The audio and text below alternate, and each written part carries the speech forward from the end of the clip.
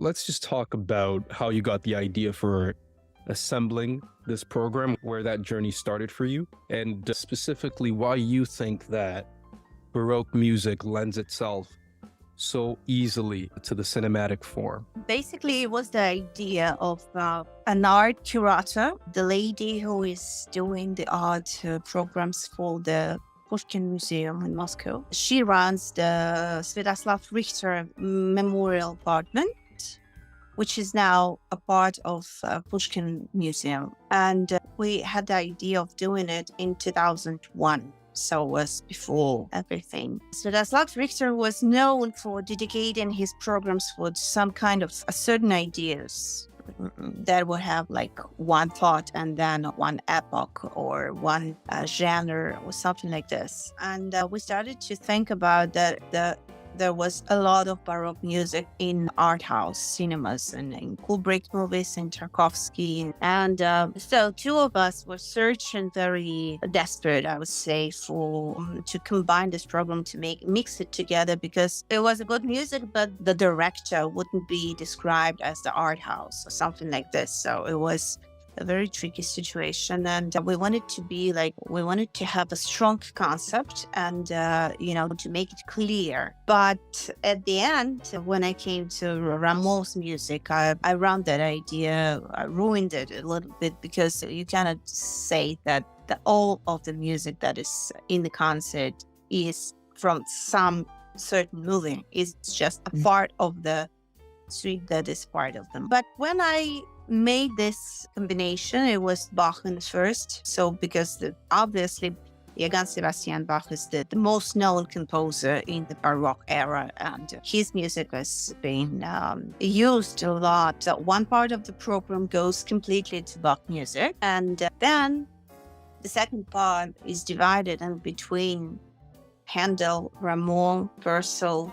There's also Couperin, but I used to play it as an encore and not putting it as a part of the program.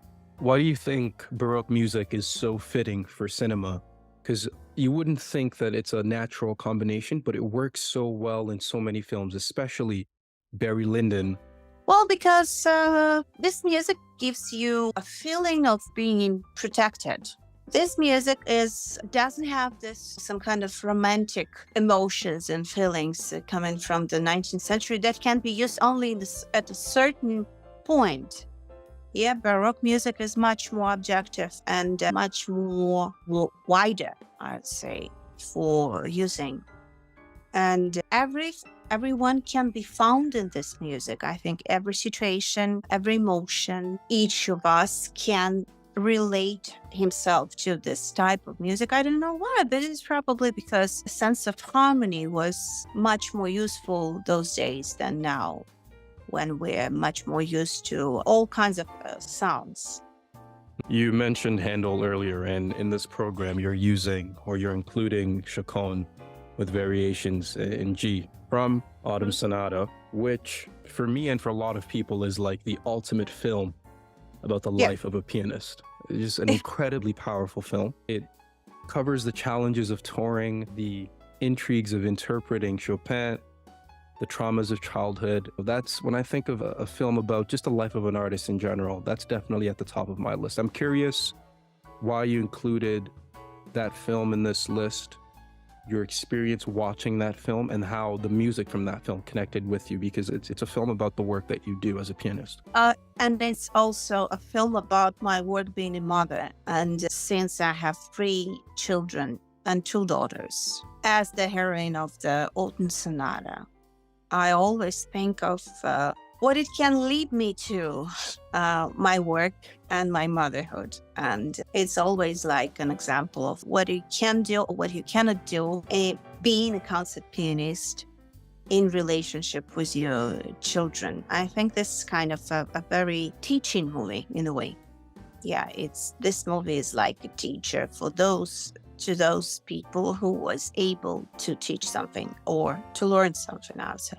Well, to me, that was a very personal experience, because watching the film, you can relate either to daughter or to mother from both sides, and standing on 2 positions at the same time. is as an attempt of giving you some kind of balance or reaching this balance. And I always had this movie at the back of my mind while I was giving the birth to my children, and when I was doing some kind of choices, like everyday choices that we make. Like, for example, when my kids were small, I said to myself that I'm going to be playing like not more than 4 or 5 concerts a month in order to be at home more often. But then the times goes by and you start to make these choices like every day. And that's the reality that I live in. This film is very personal addition to the program from my side. This sort of connects with another project that you do. You just talked about the life decisions that you have to make as an artist and how that coincides with the people around you and your own internal health. Well, one of the projects that you started is the Artist Health Center. What do you hope this project does to help artists in general? I was experiencing huge problems with my hands and with my also psycho-emotional condition in 2015 when I got divorced and I had a lot of work and I was in a huge stress, and I started to experience a lot of problems with my hands. And I've gone through all possible doctors, so natural and unnatural medicine, like all types of doctors. And I realized that there is no one who can help you out with this. Being a professional, being a professional tennis player or any kind of sportsman, you always have a doctor and a psychologist in your stuff. The doctor is taking care of your body and he knows what to do, of your joints and muscles and stuff like that. And that psychiatrist is always there to help you out to go before any kind of big like Olympic Games or something like this. Yeah. You have it in your stuff. You have it in every country's team or something like this. And there is no one who could help the musicians to solve the stress of the being on stage and solve the professional problems that comes from not knowing what to do or not knowing of how to work properly without ruining your body, ruining your own mechanics. And most of all, it comes from our very poor knowing of what our body needs and what it takes to work properly. Like in every profession, you have some kind of rules that say that if you go on a high level, you always put some kind of Helmet. and then you have the straps that is keeping you out. And that's what we have to do in every profession. We have to know the rules that makes us work with no risk of being injured. And we work more like sportsmen, I would say, because we use the muscles and the joints of our body. And that is a very physical and physically addicted work. And mostly nobody's taking care of the pupils at school and at the conservatory as you grow older and you start to experience more of that problem. That has to be solved from the early stage, from the very beginning. Otherwise, you would experience big professional traumas sooner or later. And I just started to talk about it, and I started to search for the professionals in that area, and I found out that there is almost no one. Like, for example, in Russia, I only found like one person who is taking care of the right condition of the body and explaining what is going on when we sit properly, for example, and when we give the relax to our mind and to our muscles when we work too hard.